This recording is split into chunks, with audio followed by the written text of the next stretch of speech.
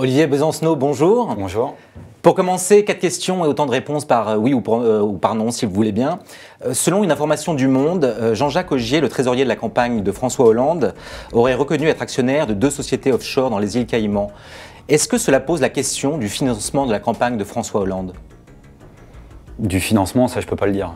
Je peux pas répondre à cette question-là. Ça pose le problème de la crise politique, quoi qu'il en soit. Justement, dans ce contexte, il y a aussi l'affaire Cahuzac. Est-ce que François Hollande doit remanier? Je pense que le remaniement, c'est en deçà de ce qu'il faut. Crise de régime, crise d'institution, est-ce qu'il faut dissoudre l'Assemblée nationale? Je pense que même la dissolution de l'Assemblée nationale, ça ne réglera pas que le problème, parce que là, il ne s'agit pas simplement de changer une équipe par une autre, un personnel politique par un autre personnel politique.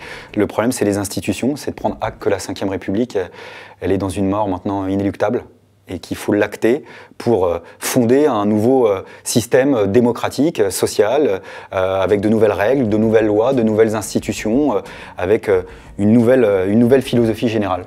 Les mesures de moralisation de la vie politique proposées par François Hollande vous paraissent totalement dérisoires au regard de la crise? C'est des pansements sur un cadavre. Ça ne correspond plus à la réalité. Je crois qu'il y a une incompréhension du degré de crise politique générale. On n'est pas, je veux dire, les casseroles de gauche se succèdent aux casseroles de droite et vice-versa. On a un système politique fondé au sein de la Ve République qui, je dirais,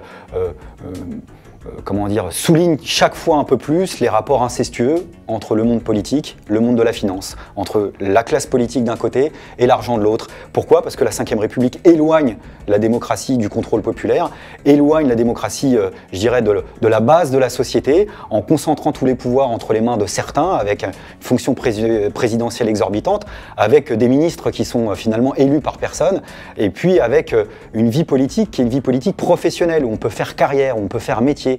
Et tant qu'il n'y aura pas de déprofessionnalisation de la vie politique, eh ben, on pourra faire de la politique un métier, c'est-à-dire qu'on pourra attirer toujours un peu plus ceux qui ont envie de devenir des carriéristes, qui sont attirés et par l'argent et par le pouvoir. Je vous propose d'écouter Édouard Martin, qui était hier sur Europe 1. Il a un propos un peu plus nuancé. Beaucoup de déceptions. Néanmoins, moi je ne vais pas tomber dans le piège, dans le populisme, comme j'entends depuis maintenant quelques jours, tous pourris, etc. Non. Moi j'ai beaucoup de respect pour la chose publique, pour les hommes politiques. Ils sont légitimes, ils ont été élus. Et effectivement, malheureusement, il y a aussi de temps en temps des moutons noirs, comme il y en a dans nos familles, dans notre entourage, dans tous les métiers. Et c'est l'histoire d'un homme seulement, selon vous. Pour moi, c'est l'histoire d'un homme, effectivement. Et j'ai toujours cette faiblesse de croire que François Hollande est quelqu'un d'honnête. Vous ne partagez pas cet avis? Je ne pense pas que ce soit l'affaire d'un homme, c'est l'affaire d'un système. Là, il y a une vraie divergence.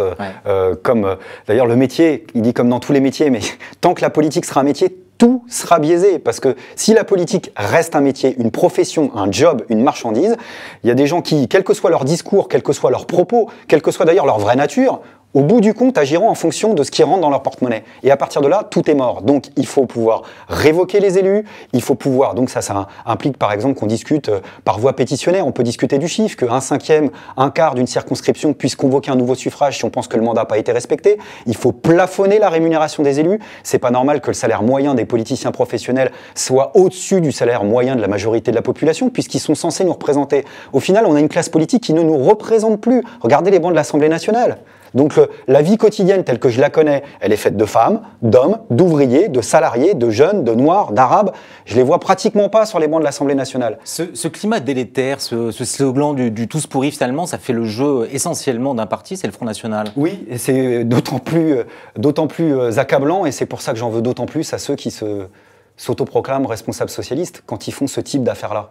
Quand on va investir dans un compte offshore, quand on fait ce qu'a fait Cahuzac, et quand on l'avoue, mais je veux dire, au-delà de leur volonté mercantile, au-delà de la volonté de faire de l'argent, mais est-ce qu'ils pensent une seule seconde à l'impact politique que ça suscite? Ils savent en conscience qu'en faisant ce type de pratique-là, c'est 5% minimum de plus pour le Front National. Moi, je ne suis pas dans le tous pourri. Je dis en revanche, la Ve République, elle est maintenant pourrie jusqu'à la moelle. Le système est pourri, ce n'est pas les individus. Et à partir de là, il y a 2 philosophies. Soit, si on l'acte, et je pense qu'à un moment, il va falloir l'acter. Soit on pense qu'il faut mettre de meilleures personnes au poste. Ça, c'est une philosophie. Je vous souhaite bien du courage parce que individuellement, qui peut prétendre qu'il aura la possibilité de résister aux tentations de l'argent? Franchement, je crois que ça, c'est pas une option. Il y a une autre option, c'est de fournir des garde-fous démocratiques, politique. Et c'est pour ça qu'il faut tout réinventer, tout refonder. On n'en est pas encore là, mais jusqu'à présent, le Front National, c'était un problème pour la droite. Aujourd'hui, c'était notamment l'exemple des dernières partielles, des législatives partielles dans l'Oise, on a vu qu'il y avait une vraie porosité entre l'électorat du Front National et un électorat de gauche qui a pu voter Jean-Luc Mélenchon, NPA ou PS. Est-ce que vous ne devez pas en tirer aussi des leçons? Bien sûr qu'on en tire les leçons, ça souligne un peu plus le degré de révolte et de colère. Moi je vous dis, au boulot en ce moment, je vois le degré d'écœurement et je crois que la gauche qui est au pouvoir ne se rend absolument pas compte de ce qui monte dans le pays. Il y a un ras-le-bol, un mécontentement général. Le problème c'est que la colère, ça peut produire le meilleur comme le pire.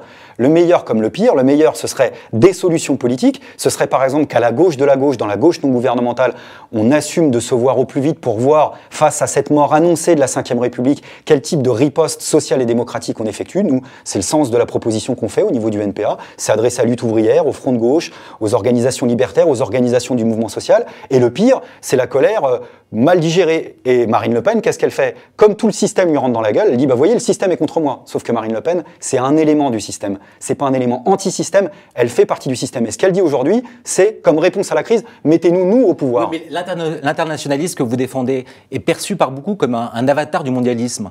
Est-ce que c'est pas là votre faiblesse? Mais peut-être que c'est une faiblesse, mais moi je la revendique. Moi, j'hésite pas à aller à contre-courant de ce que pense peut-être une partie de l'opinion en ce moment. Je suis internationaliste. Je suis contre la mondialisation capitaliste, mais je suis pour un autre type de mondialisation. Toutes les réponses, surtout quand elles sont véhiculées à gauche, qui touchent au souverainisme, au nationalisme, au chauvinisme, peut-être que ça marque quelques points dans l'électorat aujourd'hui, mais je peux vous dire, à terme, c'est du poison. On a l'histoire qui est là pour nous l'enseigner. Donc moi, je suis internationaliste, je suis antiraciste, je suis antifasciste, et je pense que les solutions pour sortir de la crise politique, sociale, économique et écologique, c'est la construction d'une autre Europe, en sortant des traités actuels, mais la construction d'une autre Europe, c'est-à-dire c'est à cet espace-là qu'on peut régler les problèmes. Au moment de la campagne présidentielle, vous aviez appelé à tout faire pour faire battre Nicolas Sarkozy.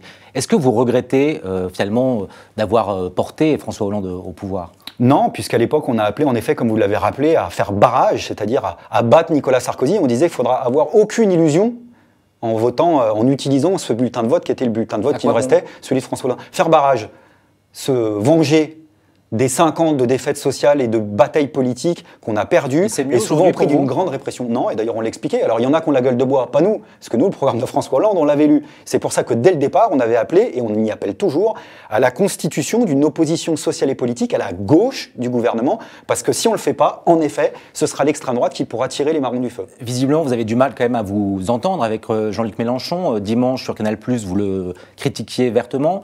Lui, on a l'impression qu'il fait son chemin de son côté. Je ne sais pas si je le critique vertement ou rougement. Il faut qu'il sorte de son ambiguïté. C'est un appel unitaire, c'est à lui de répondre, la balle est dans son camp. On ne peut pas d'un côté avoir des propos extrêmement durs, extrêmement fermes, voire carrément radicaux en tous les cas dans la forme contre le gouvernement, et puis commencer à bafouiller quand on vous demande si oui ou non vous êtes dans l'opposition au gouvernement. Si Jean-Luc Mélenchon assume, lui et ses camarades, un statut politique d'opposition à la gauche du gouvernement, alors on aura beaucoup de choses à en faire ensemble. Ce sera le cas aussi avec Lutte ouvrière, en tous les cas c'est ce qu'on préconise. Au-delà des divergences qui restent, on en a sur notre programme politique, peut-être aussi sur une façon de faire la politique, mais en tous les cas, on a des responsabilités communes. Mais le problème, c'est qu'il a siphonné le NPA. Je ne sais pas s'il a siphonné quoi que ce soit. Je sais pas médiatiquement, si vous existez, mais politiquement, le NPA... on existe. Au-delà de la médiatisation, on existe. Et ce nouveau contexte que vous avez souligné vous-même, c'est-à-dire l'avènement de ce nouveau type de gouvernement, ça pousse aussi un certain milieu à venir ou revenir vers nous. On a toute une série de personnes dans les entreprises, dans les quartiers populaires, dans la jeunesse, qui d'ailleurs, sans forcément partager l'entièreté de notre programme, pensent qu'on est utile dans la séquence actuelle, parce que justement, on est peut-être les plus indépendants et les plus à gauche du gouvernement. Et c'est pour ça qu'aujourd'hui, on a un nouvel espace politique, plus petit qu'avant soit, mais on est toujours planté dans le décor. Une dernière question sur le mariage gay. Cela fait des mois que le débat dure. Est-ce que ce n'est pas une sorte d'immense enfumage de François Hollande qui a permis finalement de ne pas parler des vrais problèmes? Je ne pense pas ça. Je pense que sur ce sujet, il n'a pas été assez loin, notamment sur la PMA, qu'il a enterré assez rapidement. Mais en tous les cas, nous, on est favorable au mariage pour tous. C'est un vrai débat de société et je ne fais pas partie de ceux qui, à gauche, pensent par exemple que poser des questions de société et vouloir les régler, c'est contradictoire avec régler des questions sociales. Le problème, c'est que sur les questions sociales et économiques, François Hollande, il défend la même politique que Nicolas Sarkozy. Voilà. Et c'est là justement où l'enfumage... Il n'y a pas de hiérarchie dans les urgences. On peut être généreux sur les questions de société, sur les questions sociales. Sur les questions sociales, la vérité, c'est qu'aujourd'hui, François Hollande, entre les 20 milliards qu'il a trouvés pour les entreprises, la remise en cause drastique du Code du travail qu'il fait avec l'accord sur la compétitivité et puis la réforme annoncée sur les retraites, c'est la droite ligne, sans mauvais jeu de mots, du gouvernement précédent. Olivier Besancenot, merci. Et à lundi pour un nouveau talk.